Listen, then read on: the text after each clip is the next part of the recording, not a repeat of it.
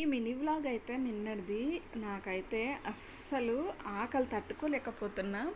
Morning sambar తిన్నా, అయితే అదే సాంబారే ఉందన్నమాట. అందుకోసం ఆమ్లెట్ వేసుకుందాం అని చెప్పి, అసలే కౌసు పిచ్చిదాన్ని నేను.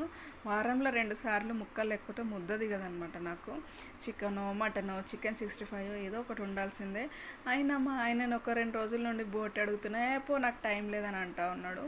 ఇంట్లో ఎగ్స్ ఉన్నాయి కదా, వేసుకొని తినని చెప్తా ఉండు. సరే అని చెప్పి నేనైతే ఇంకా సాంబార్ చేశాను కదా, మార్నింగ్ ఆమ్లెట్ వేసుకుంటున్నా.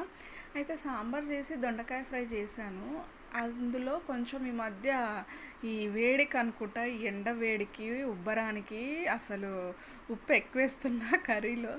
అందుకోసము ఇంకా కర్రీలో కొంచెం, కర్రీ కాదులేండి, దొండకాయ ఫ్రైలో కొంచెం ఉప్పు ఎక్కువైంది. అందుకోసం నేను ఈ విధంగా ఆమ్లెట్ లాగా వేసేసి దొండకాయ ఫ్రైలో కలుపుతున్నా.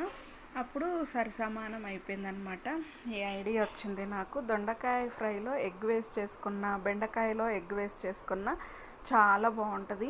బీరకాయలో కూడా వేసుకుంటారు, కానీ ఫ్రైలలో వేసుకోవడం అదొక టేస్ట్.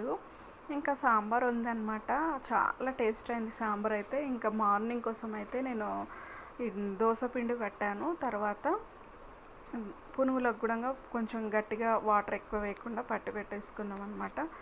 అన్నం చేశాను. నేనైతే యమ్మీగా ప్లేట్ని అయితే ఈ విధంగా సర్వ్ చేసుకున్నాను. చాలా బాగుంది, కడుపు నిండా తినేసాను అనమాట.